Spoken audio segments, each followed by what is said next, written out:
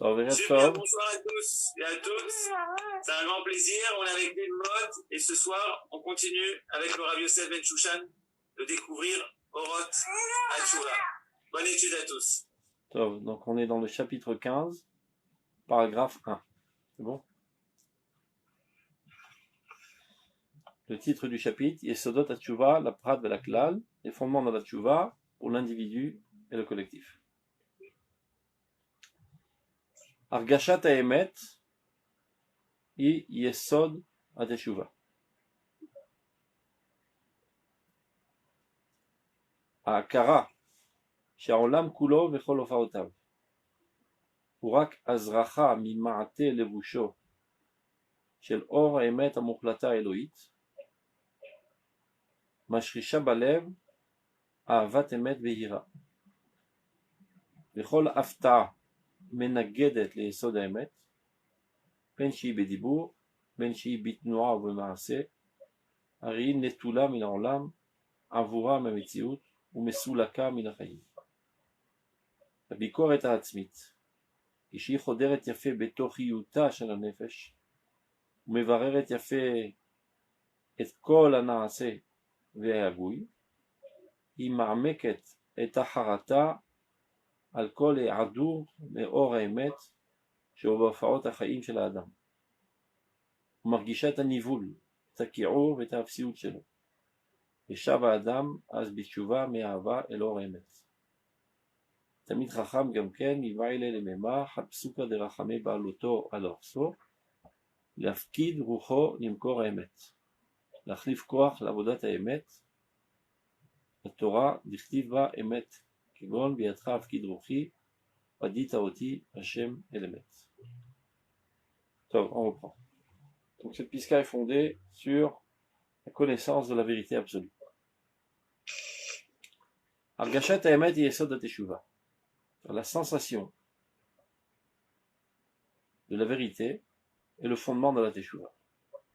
C'est le titre. De manière générale, chez le Rav Kook, la première ligne réalise toujours le titre du paragraphe. Il va expliquer. Akara Sha'olam Kulo V'chol Hofaotav hu rak azracha mima'ate levusho shel or ha'emet hamuklata elohit. La connaissance, la prise de conscience, que tout le monde entier, dans tous ses dévoilements, ne réalise en fait qu'un rayonnement de l'habillement de la lumière de la vérité la plus absolue divine. Cette prise de conscience, on va expliquer plus tard c'est quoi, Mashrisha Balev, enracine dans notre cœur Ahavat Emet Veira, l'amour de la vérité la plus claire. Donc on s'arrête là. De quoi s'agit-il? On a l'habitude de dire tous les jours dans la Tfila, Hashem Lokechem Emet. Dieu votre Dieu est Emet. Il dit le Rambam dans l'ouverture de son livre Yad HaChazaka, Netzaladat, Kakol Nimsa Mamitat Imatseo Shel HaKadosh Baruch Hu. Tout ce qui existe dans ce monde n'existe que par l'existence divine qui s'y trouve. Et s'il viendrait à l'esprit que la divinité retirerait son existence de tout objet, de toute existence, alors cette existence n'existerait plus. C'est-à-dire en fait que tout ce qu'on voit dans ce monde n'est qu'un habillement de la lumière divine. Au fondement de toute existence se trouve la divinité. Et d'ailleurs, comment qu'on l'appelle Dieu? Yud Kevavke. Yud Kevavke, c'est pour ne pas dire Yud et après He et après Vav après He, qui veut dire il fera en sorte qu'il y ait les Havot en hébreu, Adavar Azeh Mehave, ceci réalise, ceci constitue, ça veut dire faire en sorte qu'il y ait.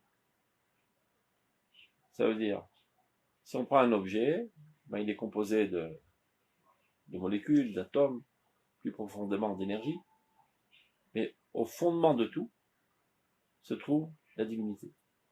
C'est-à-dire de la même manière que si, de manière théorique, on pourrait retirer l'énergie d'un objet, il disparaîtrait, ce serait le néant total.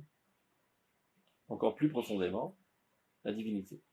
Ce qui fait que toute existence existe, c'est parce que le divin se trouve en elle. Et la divinité est la réalité et la vérité absolue. Et toute autre chose est une vérité partielle. Shem el Kochem Emet.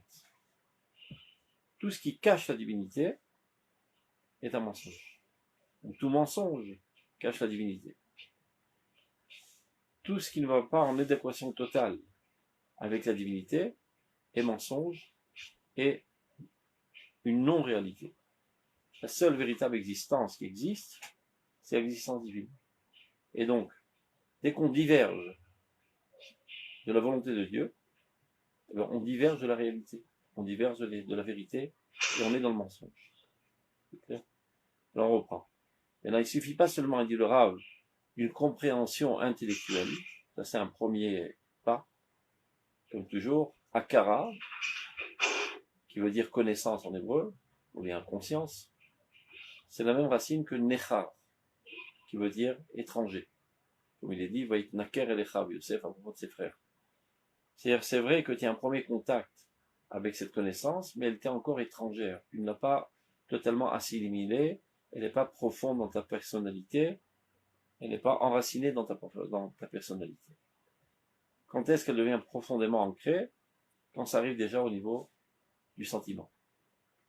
Tu ressens très fortement, et c'est pas seulement que tu te rappelles que c'est marqué quelque part dans un livre que cette chose n'est pas vraie, tu ressens un dégoût profond envers le mensonge, envers tout ce qui n'est pas divin, envers tout ce qui s'écarte de la divinité. Ou Ave Hashem, Sinura. Ceux qui aiment Dieu, Ava, c'est la même gamatria, la même valeur numérique que Echad, qui veut dire un. Celui qui est profondément uni avec Dieu, et bien tout ce qui va contre Dieu le dégoûte. Il ressent un mépris, un dégoût très profond. Donc c'est de cela qu'il s'agit. Pas seulement une connaissance intellectuelle, mais une profonde conviction qui a eu le temps de décanter au niveau du sentiment. Parce qu'il dit Argashat Emet.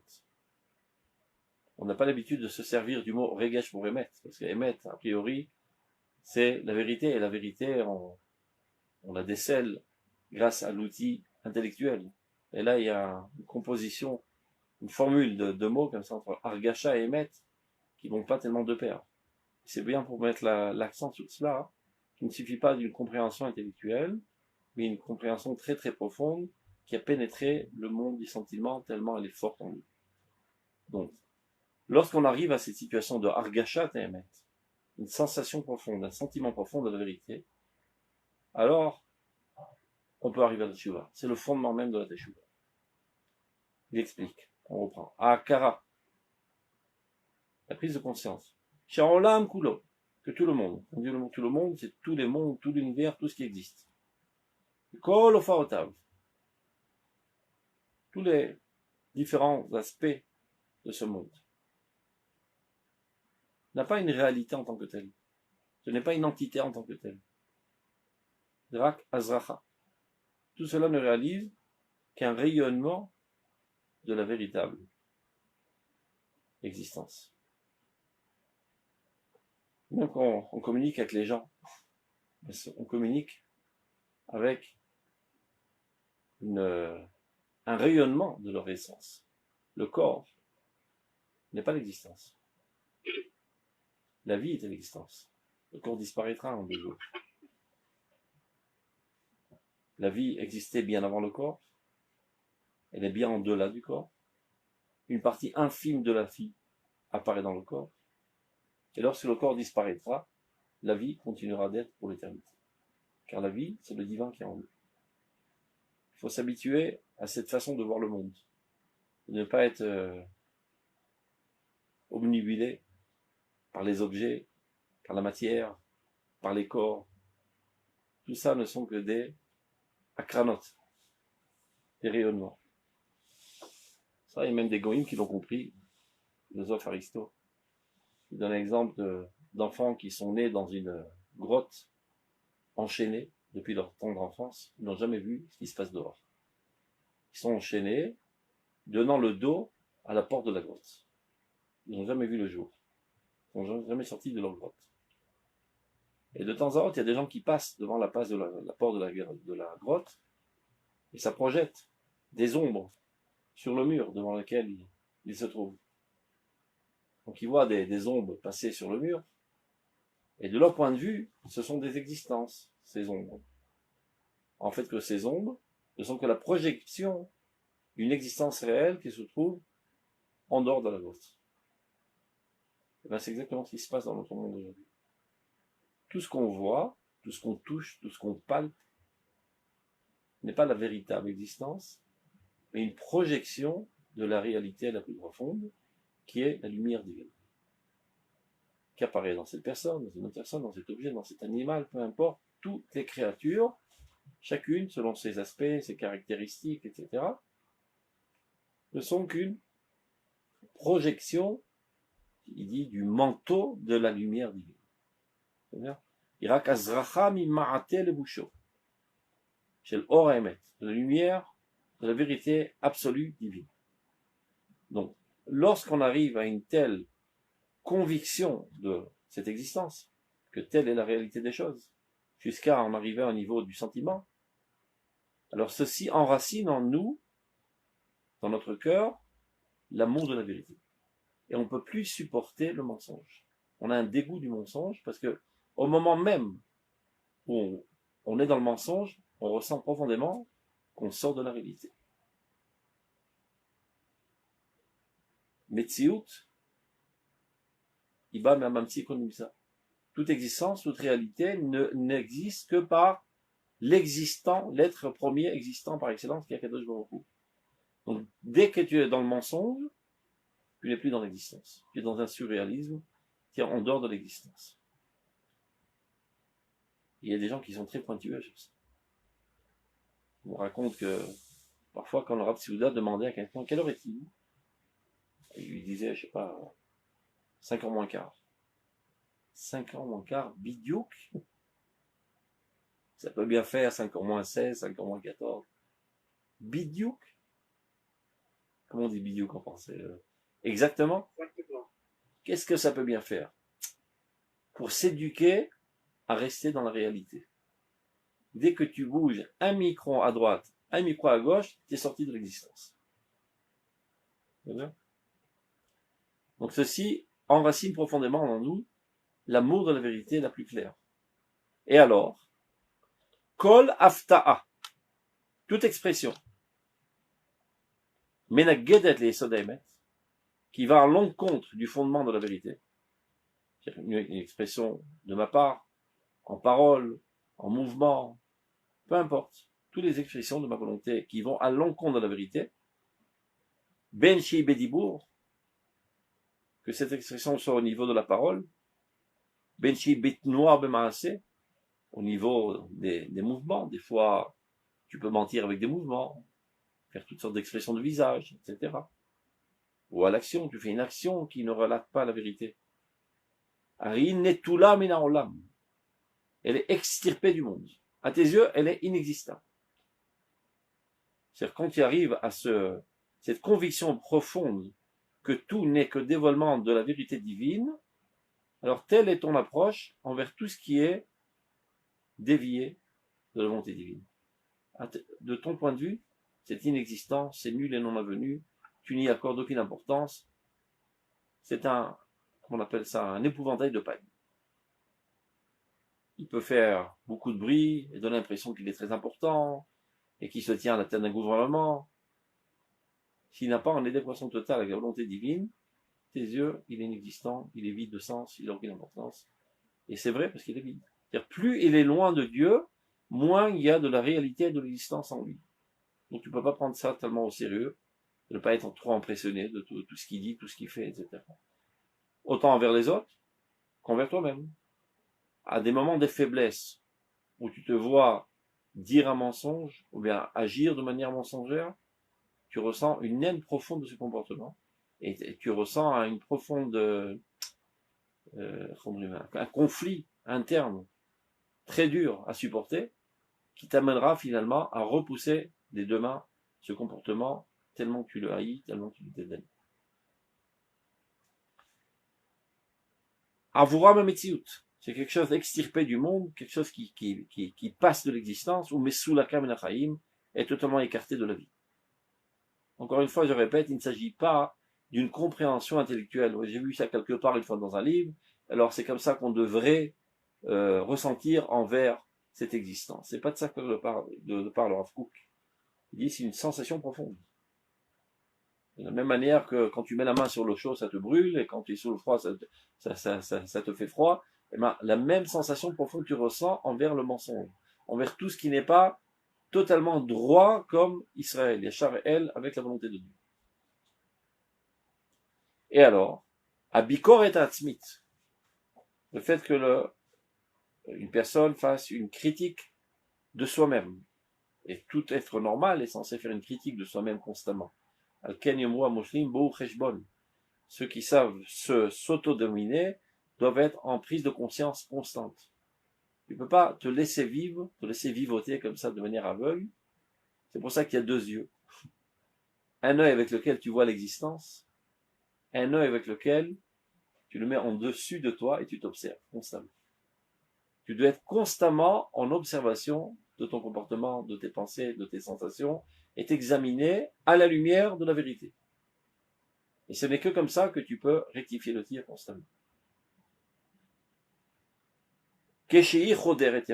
Lorsque cette prise de conscience pénètre comme il le faut, au plus profond de notre âme, et être capable d'analyser, de faire un tri de tout ce qu'on a fait, de tout ce qu'on a dit. Il est conseillé, selon les Chachamim, de faire ça au moins une fois par jour. Avant d'aller dormir, tu fais le point. Qu'est-ce que j'ai fait toute la journée? Qu'est-ce qu'il en ressort de toutes ces 24 heures? Qu'y avait-il de positif? Qu'est-ce qu'il y avait de négatif? Qu'est-ce qu'il y avait de bidon? Etc. Et c'est comme ça qu'on s'améliore. Mais à vrai dire, c'est dommage d'attendre 24 heures.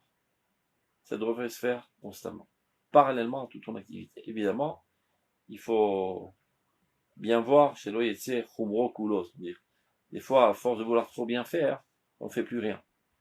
Donc, de peur de faire une gaffe, on développe un perfectionnisme, alors on ne fait plus rien. Bon, si ça t'amène à cela, évidemment, Yatsa Sraro Befsedo. Mais si tu es capable, tout en agissant, t'auto-critiquer, c'est le top. Tu n'es pas capable, au moins à la fin de ton action. Chaque chose. Tu as rencontré quelqu'un, tu lui as dit bonjour, tu as parlé 3-4 minutes, il est parti. Bon, maintenant tu as du temps libre, tu es en train de marcher dans la rue, tu te remémorises toute la situation, tu l'analyses, j'aurais pu réagir de cette manière, j'aurais pu mieux dire, j'aurais pu l'encourager, j'aurais pu le rendre plus joyeux, j'ai dit un mot qui a pu le blesser, j'ai un mot qui a pu le décourager, c'est dommage, etc. Donc, Cheshbon Nefesh, comment on traduit en français? Cheshbon Nefesh. L'examen de conscience. Ah, l'examen de conscience, voilà. Donc cet examen de conscience, c'est de ça qu'il s'agit quand on dit Bikoret Atzmit. Keshir Choderet Yafé, lorsqu'elle est très pénétrante, Betochiyuta Shanefesh, au plus profond de notre âme, ou Mevareret Yafé et Kolanase Bagouy. Et elle examine tout ce qu'on a fait, tout ce qu'on a exprimé. Imermeket et Tacharata, alors elle approfondit on dit Harata déjà? Le regret, voilà. Alcool et Adour Meoremet. Tout ce qui est manquant de lumière, de vérité.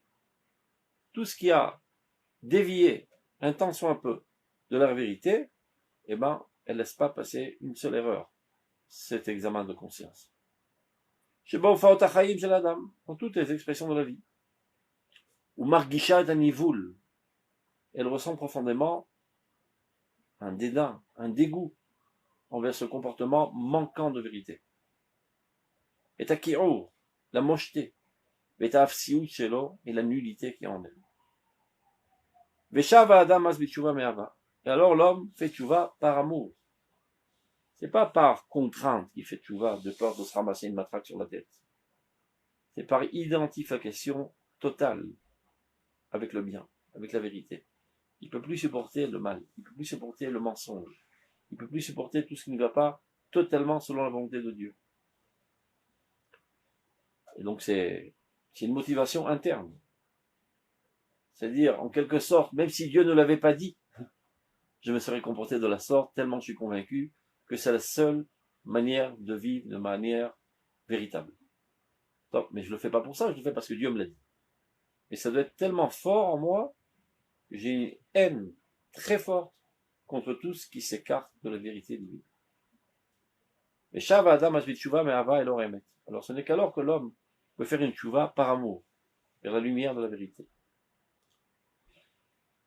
Il est marqué dans le Gemara, Talmid Chacham, même un Talmid Chacham, qui normalement, un Talmid Chacham étudie la Torah toute la journée. Donc, parce qu'on a dit qu'avant d'aller dormir, il serait bon de dire quelques psukim de Torah pour au moins aller dormir avec de la Torah dans la bouche. Voilà, on pourrait se dire, bon, Talmid Chacham, il n'a pas besoin de dire ces psukim qu'on a l'habitude de dire avant le Kriyat Shema qui sont dans le Sidour, puisque de toute manière, toute la journée, il baigne dans la Torah. Dit la Gemara, non. Talmid Chacham, Gamken. Même un Talmid Chacham, Miba'ele le mema chatsuka de Rachamé. Doit dire un pasouk de Rachamim, Ba'aloto al-arso, lorsqu'il monte au lit, Lafkid rucho limkor emet, lorsqu'il s'apprête à rendre son âme à la source de toute vérité, à Kadosh Baruch Hu, Lachlif koach lavodat emet, et pour rénover ses forces, c'est-à-dire il va dormir, pour se rafraîchir, pour devenir en meilleure santé, eh ben, il doit dire un pasouk. Et quel est le pasouk? Biatra afkid ruchi, oh mon Dieu, je te donne mon âme, Padita oti Hashem enemet, tu m'as délivré Dieu de vérité. C'est-à-dire même Talmid Chacham qui baigne toute la journée dans la Torah, lui aussi doit mettre l'accent sur ce fondement essentiel du Emet. Rien qu'en étant profondément lié au Emet, on peut avoir une vie orientée constamment vers le bien, par amour, sans contrainte, sans peur, sans avoir besoin de motivation autre que l'adéquation totale avec la vérité. C'est ce qui s'appelle Avodat Hashem mitoch ahava. Service de Dieu par amour. C'est clair? On peut passer à la prochaine Piska? On continue. Piska bête. Ayashrut ha-teora omeret. On va traduire directement parce que c'est long. Ayashrut ha-teora omeret. Shekol amal amada. צריך שיהיה מכוון אל היסוד האידיאלי, ליתן לרצון האנושי את הפנים היותר טהורים הראויים לו, לעדן את הרצון, לאמצו, לקדשו, לתארו ולהרגילו בחינוכים שונים, שתהיה שאיפתו תמיד רוממה וסגיבה. On reprend. La droiture la plus pure dit, il fait allusion au fait que l'homme, dans son essence première, il est droit. Comme il est dit, à Elohim, Asa et Adam Yashar. L'homme a créé l'homme, Akadosh Baruch Hu a créé l'homme de manière droite. Après, Bikshu Cheshbonot Rabim. Il est sorti du ventre de sa mère, il était droit, il était amoureux du bien, etc. Après, il a fait des sales rencontres avec des gens un petit peu tordus. C'est comme ça qu'il est devenu un petit peu tordu. Mais la nature première de l'homme, c'est la droiture. Donc cette droiture, c'est-à-dire ce qu'on appelle en français la conscience profonde, la bonne conscience, que l'on appelle Moussar Klayot, qui est en fait une donnée innée en tout être humain. Donc cette droiture prétend, Shekol Amal Amada, et là on en arrive à la science, que tout l'effort de la science, toutes les investigations, tous les développements scientifiques, Tzach Mechouvan, devrait être orienté El hayesod haidéali, vers le fondement idéal, litel haratzon haenoshi et apanim et eter teorim ariouim lo leaden et haratzon. Ça veut dire que tous les corps de métier scientifiques devraient s'investir dans une seule orientation essentielle, qui est d'amener l'être humain à une volonté pure, une volonté digne d'un être humain. Il veut dire par là que aujourd'hui, j'anticipe ce qu'il va dire par la suite. La science, ce qu'elle fait constamment, c'est d'essayer de combler les besoins de la volonté. Ça veut dire, je voudrais bien arriver en France rapidement, et pas à Dodane, qui me prendra des années. Top, alors on va te faire un avion. Je voudrais bien ne pas avoir chaud, pas de problème, on te fait de la climatisation, etc. Donc la science, ça donne constamment à satisfaire les volontés infinies de l'homme. Constamment, l'homme veut des choses. Il veut. Et donc, il y a de la recherche qui se fait pour satisfaire tous ces besoins qui déferlent de la volonté humaine de manière innombrable. Dit le Rav Kook. Avant de descendre à ces petits détails, qui est aussi important évidemment, il n'y a rien contre, d'essayer de satisfaire tous les besoins que la volonté déferle constamment. Essayons d'abord avant tout de nous occuper de la source de tous ces désirs. La volonté humaine par excellence, où elle s'en trouve? Qu'est-ce qu'elle veut? Qu'est-ce qu'elle cherche?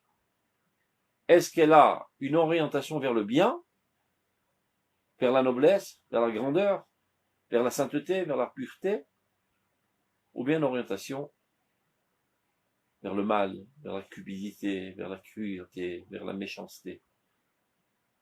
Donc, l'œuvre essentielle de la science humaine devrait être investie à améliorer la source même de la volonté humaine. Ce n'est pas du tout le cas aujourd'hui. Qu'il soit bien clair. Même ce qu'on appelle le Misrad HaChinuch, le ministère de l'Éducation, n'a aucune intention de ce genre. Ce qu'on appelle le ministère de l'Éducation, aussi bien en France, en Amérique, en Italie qu'en Israël, malheureusement, ne se soucie pas du tout d'élever la volonté humaine vers des hautes sphères. Soucie de faire acquérir à l'homme des atouts, des connaissances, pour pouvoir subvenir à ses besoins. La jungle de la vie. Qu'il ne soit pas un mendiant, qui puisse travailler pour gagner son pain de manière digne. C'est tout. Mais est-ce qu'on va faire de ce bonhomme quelqu'un de bon, de généreux, de noble, d'idéaliste? Normalement, ça devrait être le rôle du ministère de l'Éducation, qui est censé éduquer les gens. Il y a bien longtemps que ça n'existe pas. Jusqu'à il y a une centaine d'années, c'était encore à la mode. Ma mère, Zichrouna Lebracha, me raconte que lorsqu'elle était à l'école, et c'était une école goy, pas une école juive, tous les matins, avant de commencer la journée d'études, il y avait d'abord et avant tout une heure de morale. Oui. La maîtresse donnait un cours de morale. Ça nous paraît surréaliste aujourd'hui. Et l'hygiène aussi. Elle venait vérifier leurs ongles, leurs oreilles, etc., pour leur apprendre à se comporter de manière hygiénique. Donc il y avait au moins une petite orientation d'élever la volonté humaine. Aujourd'hui, ça n'existe plus.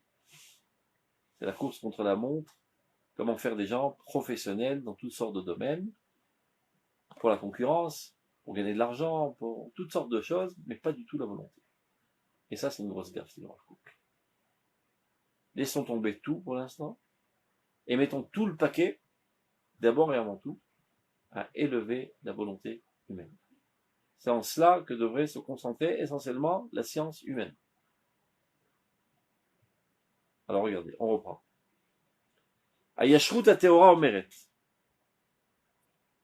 La tendance naturelle dirait chez Kol Amal Amada, tout l'effort de la science, Serchie Mechouvan devrait être orienté El Yesod Ideali, au fondement idéal.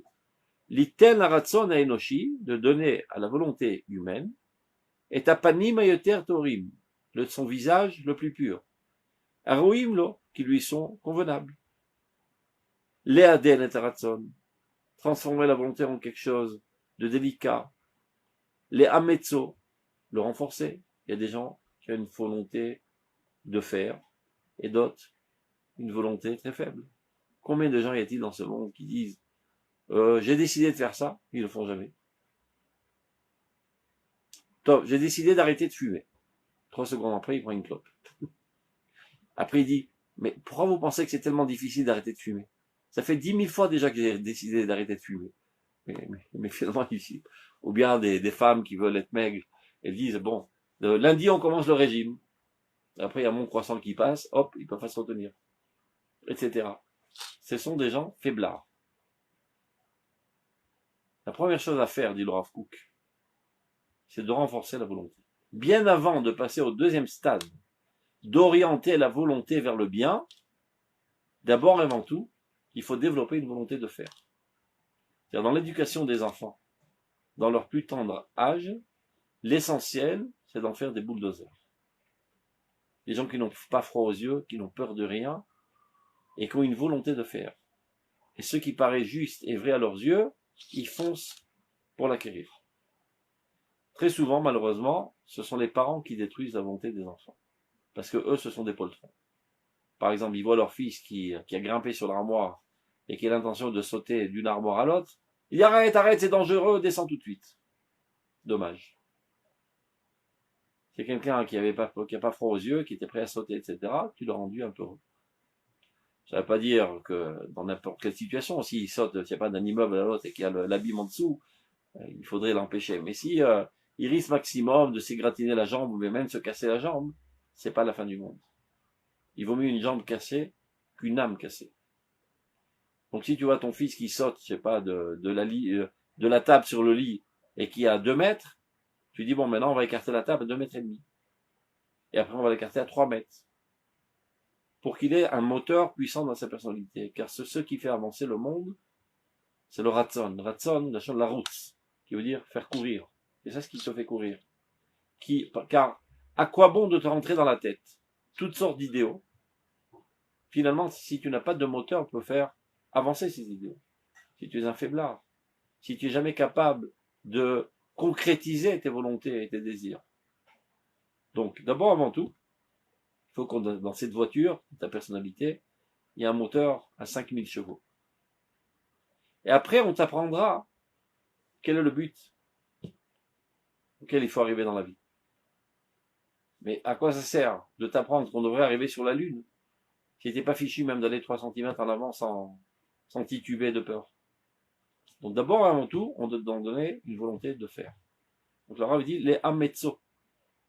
C'est très important d'avoir ometz, du courage, ne pas avoir froid aux yeux, ne pas être intimidé par personne, ne pas avoir peur des pressions et des menaces, etc. Parce qu'il faut savoir que dans ce monde, il y a beaucoup de gens qui sont pas tellement idéalistes, pour le moins qu'on puisse dire. Il y a pas mal de crapules et de salauds dans ce monde. Et donc, dès que tu voudras faire avancer des idéaux, se tiendront sur ton chemin pas mal de salauds qui voudront pas te laisser faire avancer des idéaux. Et tu devras les faire dégager de la route. Tu devras lutter contre eux. Et si ces salauds et ces crapules commencent à te faire des menaces, et que toi tu es une mauviette, ben tu renonceras à tes idéaux.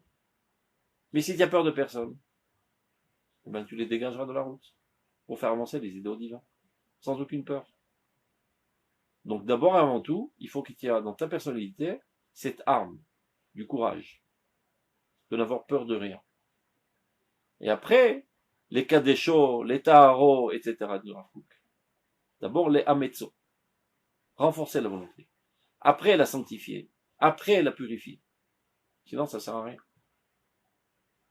Les argilo bechinuchim shonim. Maintenant, dit le Rav Kook, ben, cassez-vous la tête, vous les scientifiques, cherchez tous les moyens que vous voulez, pour faire en sorte que toujours ces aspirations soient hautes et élevées. Dit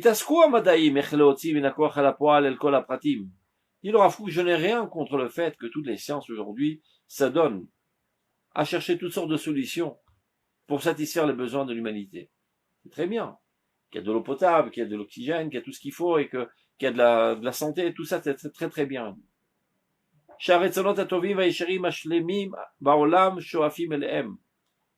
Toutes les volontés positives de ce monde, c'est-à-dire d'avoir une vie confortable, tant qu'il s'agit de choses positives, évidemment. Vehem, kol tzorkei hachayim hagunim, car tous les besoins de la vie convenables, achomrim varuchanim, aussi bien les matériels que les spirituels. Il y a toutes sortes de besoins spirituels, de culture, de musique, etc. Aval, mais ne pas oublier l'essentiel. Merom pisgat mataratam. Le summum, la cime de toute la finalité de ces volontés. Aklalit, tzarich adinuto shel haratzon. D'abord et avant tout, rendre la volonté emplie de délicatesse, de noblesse. Ne pas oublier l'essentiel. Tout le reste est secondaire. On n'a rien contre le secondaire. Le secondaire est vital, est incontournable, est nécessaire. Mais il est secondaire. Biruto asichlit shel haratzon. Ça aussi, c'est une composition de mots pas tellement habituelle. Sa clarté intellectuelle de la volonté. C'est-à-dire que la volonté soit aux mains du sechel. Parce que la volonté, c'est un cheval fou. Et s'il n'est pas dompté par un cavalier assez fort, eh bien, il peut amener à toutes sortes d'idioties dans la volonté. Donc, il faut que la volonté soit aux mains du sechel. Le sechel dirige la volonté. Mais, regardez le mot qu'il invente là, itadliyut, c'est au pronominal. Faire en sorte que la volonté devienne idéale. Ça, c'est l'objectif. Ça, c'est le souhaitable. C'est à cela qu'on devrait arriver. Dit le Rav. Oïla aleinoshut. Malheur à l'humanité. Kula, entière. Kishi sara medereisha. Lorsqu'elle s'écarte de ce chemin de droiture. Vetachad leyased et amerka shel kol hashlamot al abasi shel ilui ratzon. Au lieu de s'occuper, de faire en sorte d'élever ce fondement essentiel qui est la volonté, elle laisse la volonté dans toute sa grossièreté, dans toute sa saleté, belo iboud veilouy, sans aucun travail, sans aucune élévation, et tous ces efforts, elle les investit seulement à satisfaire toutes les envies de la volonté. C'est ce qui se passe aujourd'hui, malheureusement. Toute la science humaine, tout le développement technologique, etc., est au service des envies de la volonté. Il y a des envies dans tous les sens. Elle peut être banale, et elle peut être très très sale, et elle peut être très très très très sale, pas de problème. La science est au service de tout ce que la volonté déferle de toutes sortes d'envies, même les plus sales du monde. Tant qu'il y a pour qui payer, ben les scientifiques s'adonnera pour procurer solution à ces envies. Shen Zormot, regardez comme il dit le Rav, En Zormot ken Nahal Gofrit. Ces envies de la volonté basse, eh ben, c'est un courant, comme un fleuve empli de gofrites, c'est comme un déferlement d'un volcan. Toutes sortes d'enfers ont une emprise sur ces envies. De mal en pire, ça va. Il y a des gens qui développent des addictions à toutes sortes de saleté. Et plus ils en consomment, plus ils en veulent. Il y avait une époque où les gens se satisfaisaient de films de violence, et ça leur donnait une certaine satisfaction. Après, ils se sont rendus compte que c'est du bluff, tout ça. Quand tu vois dans un film cowboy qu'ils l'envoie une patate dans la figure, et tu sais bien que c'est seulement du bruit et des effets, en fait, il n'a pas frappé véritablement. Et donc, ça ne satisfait pas ta tendance animale et cruelle. Donc, on augmente le sang. On fait maintenant des films réels, dans lesquels on prend quelqu'un, on l'assassine véritablement, et on filme. C'est interdit selon la loi, mais c'est projeté dans des caves, etc. Et plus on consomme de la cruauté, plus on en veut. Plus on consomme de la sexualité, plus on en veut. Disent Chazal, Evar katan ba'adam, masbi'o ra'ev, mar'ivo saver. Il y a dans l'homme un petit membre, c'est le membre sexuel. S'il le rassasie, il a encore plus faim. S'il a faim, il est rassasié. Ça veut dire que plus tu consommes de la drogue, plus tu en veux. Et tous les besoins sensuels, ça marche exactement de la même manière. Et la science, malheureusement aujourd'hui, et tout le développement technologique et scientifique, est aux mains de toutes ces envies qui déferlent constamment et qui, pour la plupart, malheureusement, sont orientées vers les choses les plus sales, les plus viles, les plus affreuses. Oh, il a l'enoshut, dit Rav Kook. Malheur à une telle humanité. Et si elle ne se reprend pas de elle-même, alors Dieu apporte le déluge pour tout arrêter. C'est ce qu'il y a eu à l'époque. Et d'autres fois, d'autres déluges. Ça s'appelle la corona, qui arrête tout d'un seul coup. On n'a plus le temps aujourd'hui. On a peur même d'aller faire des saletés, parce qu'on a peur d'attraper un microbe. Tout est arrêté. Et tout ça oblige l'humanité entière à arriver à un examen de conscience. Et je ne pense pas que Dieu apporte tout ça pour rien, et que le lendemain de tout cela, on retournera au même point, sans quoi ça aurait été du gâchis. Sans aucun doute que cela amènera à une élévation morale de l'humanité. Et une prise de conscience que toutes les idoles qu'on adorait se sont effondrées en une seule seconde, donc ce ne sont pas des valeurs sûres. Et l'humanité reviendra, évidemment par l'intermédiaire du peuple d'Israël, qui est le premier à arriver à la Teshuvah, et qui drainera derrière lui l'humanité entière à la Teshuvah. On est en plein dans ce processus. Il y en a qui sont effrayés, apeurés, désespérés de cette situation de la corona. C'est-à-dire, tout compte fait, malgré les désastres que cela cause, statistiquement parlant, il n'est pas évident qu'il y a plus de désastres aujourd'hui qu'avant la corona. Parce que supposons qu'il y a eu, je sais pas, pour l'instant une dizaine de milliers de morts. Je pense qu'en un jour de cruauté, de massacres et de crimes dans le monde, il y a bien plus que 10 000 morts. D'accord ? Et là, il n'y a plus de massacres. Il n'y a plus de viols. Il n'y a plus de vols. Il n'y a plus rien. Tous sont cloués chez eux à la maison et sont terrorisés. Et donc, ils n'ont même pas le temps de penser à faire du mal. Donc, si tu fais un compte mathématique, il y a peut-être 10 000 morts. Mais il y a peut-être 10 millions de morts qui ont été épargnés. J'exagère. 1 million de morts qui ont été épargnés. Donc, dans le compte divin, je vous dis, est-ce que ça vaut le coup? Bon, Dieu sait ce qu'il fait. Il sait quelle âme prendre, quelle âme ne pas prendre, etc. Mais dans le Cheshbon, Aklali, Et azamir igia, vekolator nishma be'artzel. C'est un passage qu'on dit dans Shir HaShirim. Le temps de la moisson est arrivé, et le son du tourtereau, comment c'est qu'on dit, se fait entendre de la tourterelle, se fait entendre dans notre terre. Dit le Rav Kook, dans son article sur la guerre, qu'il a écrit pendant la guerre mondiale, Et azamir, la moisson, de quoi s'agit-il? La moisson des Réchaïm. Dieu est en train d'extirper le mal du monde. Et on a comme l'impression qu'il y a une action divine qui n'est pas fondée sur la justice. Belo mishpat, yesh mishpat. D'abord et avant tout, évidemment, que les plus grands criminels de ce monde seront éradiqués. On commence à voir déjà. En Iran, il y a des morts en veux-tu en voilà tous les jours, etc. Le Hezbollah. Et dans d'autres endroits, d'autres contrées qui ont persécuté Israël, aujourd'hui sont fortement frappés par Dieu. Et Dieu sait chercher chaque âme. Mais il y a aussi un compte général qui mobilise l'humanité entière. Les gens pensaient qu'ils géraient tout, qu'ils contrôlaient tout, qu'ils étaient le maître du monde.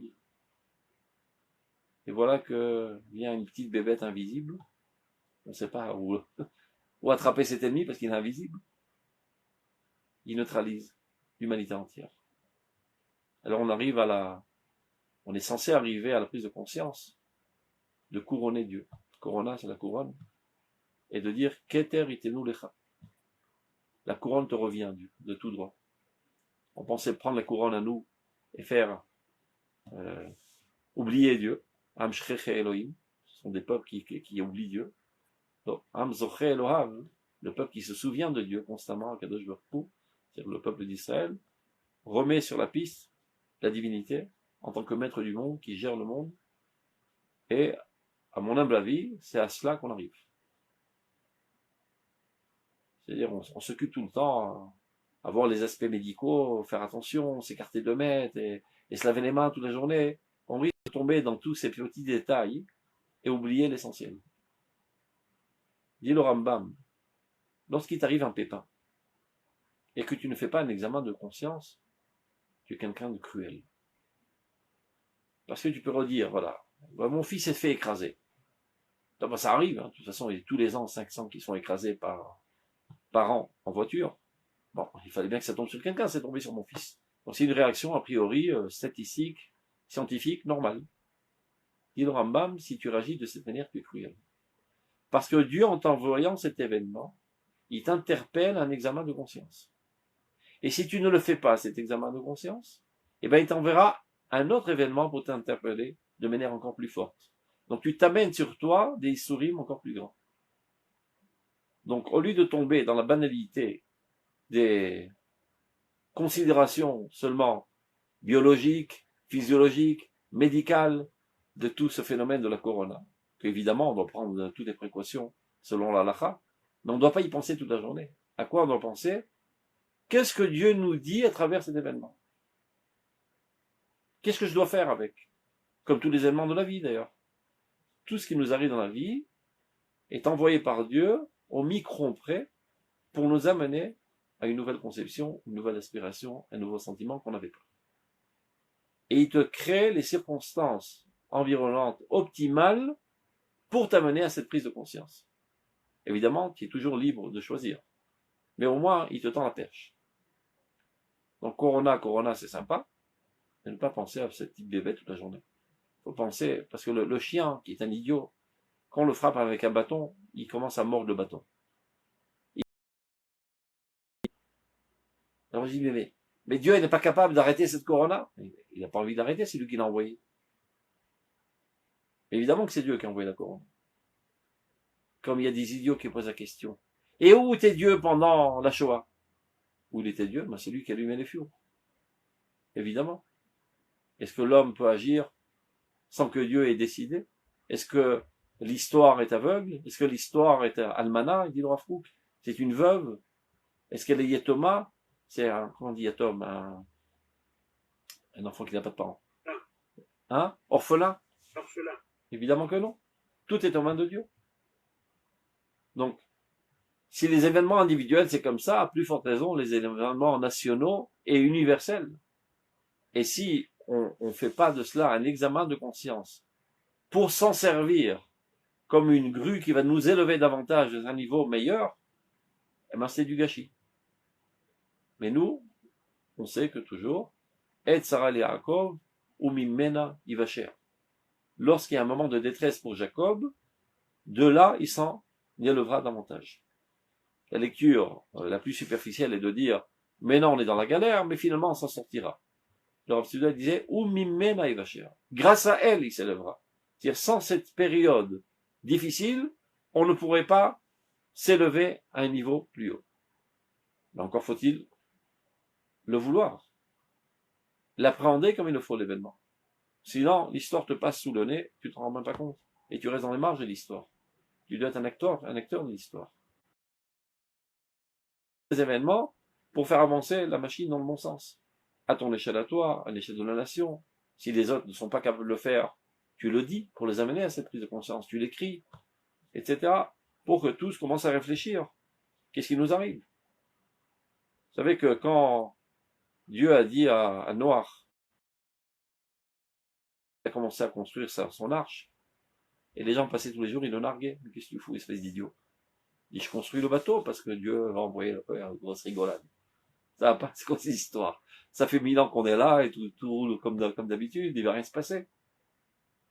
Alors, les gens continuent à rester dans leur train-train quotidien et ne se rendent pas compte que si on ne change pas de cap, eh ben ça risque d'aller de mal en pire. Parce que Dieu entre guillemets, ne nous lâchera pas la jambe. Dieu ne peut pas laisser son monde rouler vers l'abîme. Et quand l'humanité perd l'objectif, eh ben, il met des barrières pour la redresser vers l'objectif.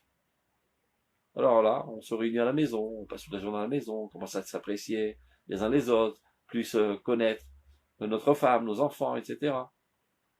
On a plus de temps à réfléchir, au lieu de la course à la montre tout le temps, à vouloir constamment satisfaire ce déferlement d'envie constant qui ne mène à rien, qui ne procure aucun bonheur et qui ne fait avancer en rien l'histoire humaine. Dieu arrête toute la machine, il a descendu le compteur électrique, tout arrête. C'est le temps de réfléchir. C'est ce que dit le Rav.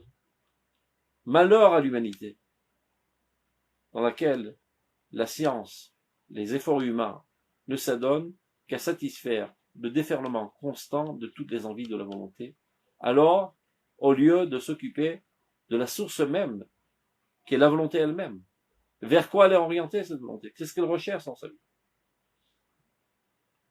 Kol mine ginom sholtim bahen. Az nofelet yenushut bichlaluta berishta anora vemechuar shel zuamat avodah zara. Et si telle est la situation, alors l'humanité entière sombre dans le filet redoutable et moche de l'impureté de l'idolâtrie.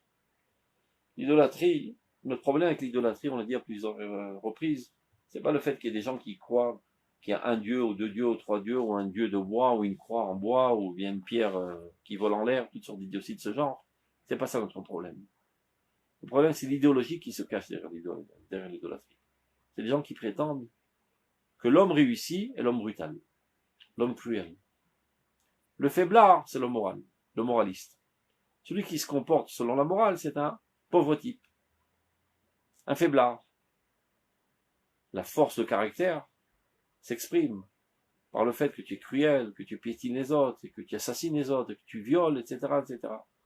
Et là, on est en guerre constante contre l'Avodah Zarah. Le peuple d'Israël a déclaré la guerre à mort contre l'Avodah Zarah. Extirper de la mentalité humaine cette approche, qui est l'Avodah Zarah. Dit le Rav, eh ben c'est ça exactement l'Avodah Zarah. Si toute la science aujourd'hui, tout le développement de la science, de la technologie dans le monde, ne s'adonne constamment que satisfaire les envies constantes qui déferlent comme un volcan de cette volonté, eh ben on en est exactement au niveau de l'Avodah Zarah, où on se laisse aller à toutes les bassesses les plus viles que la volonté génère constamment. Asher damir defena, qui est assoiffé de sang. Ou mima amakim, tikra el Elohe emet. Et lorsque l'humanité sera au plus profond de l'abîme dans cette situation, là elle relèvera les yeux et interpellera Dieu, le Dieu de la vérité. On n'en est pas loin. On est exactement dans cette phase. La chouve et la tronak de chat, de retourner au caractère saint, et les sods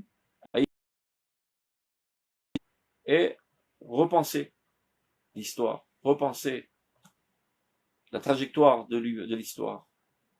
Comment faire pour élever la volonté humaine, ramener l'homme à sa nature première, telle que Dieu l'a créée. Elohim asat Adam yashar. Vastikra, sans aucun doute. Ce n'est pas une possibilité, dit le Rav. On le sait par la Torah. Astikra, l'humanité appellera Dieu. Évidemment, par l'intermédiaire de son Chazan, qui est le peuple d'Israël. Vastikra Vashem Yane. Lorsque l'humanité arrivera au plus bas de cette situation, elle arrivera à une catastrophe, elle commencera à appeler Dieu. Et Dieu, par sa miséricorde, lui répondra. Dieu ne tient pas rancune. Il va, pendant 5000 ans, tu m'as exaspéré, tu allais contre ma volonté, ben maintenant crève. Non, Dieu c'est pas un idiot comme les êtres humains rancuniers. Hachem Yane, Dieu répondra. Teshavea, lorsqu'elle implorera Dieu, Yomar Ineli, Dieu dira, oui, voilà, je suis là pour toi. Kikarov Hachem Echol Korab, car Dieu est proche de tout ce lieu, tous ceux qui l'appellent. Évidemment, tous ceux qui l'appellent de manière véritable, pas ceux qui se la jouent pour toutes sortes de façades religieuses, des gens sincères qui appellent Dieu du fond du cœur, Dieu toujours répond par la positive. Vezeu kol yesod ha-teshuva. Ceci est le fondement même de la teshuva, qui veut dire it alut haratzon, l'élévation de la volonté, vishtanuto letova, et sa transformation vers le bien, la tset mi hosher, de sortir de cette obscurité, la or, vers la lumière, ou me emek achor, le faire tertikva, de l'abîme si moche, s'élever vers les portes de l'espérance. Vermi, rapport des psukim, Vermi telouim le meshuvati, mon peuple est appelé à ma teshuva, Shuva meshuva Israël, reviens ô toi peuple d'Israël, Shuva Israël d'Hashem Elohecha, reviens le peuple d'Israël vers l'Éternel ton Dieu. Donc, on avait promis de ne pas déborder, donc on arrête là. Portez-vous bien, Shavuot Tov. Shalom, shalom.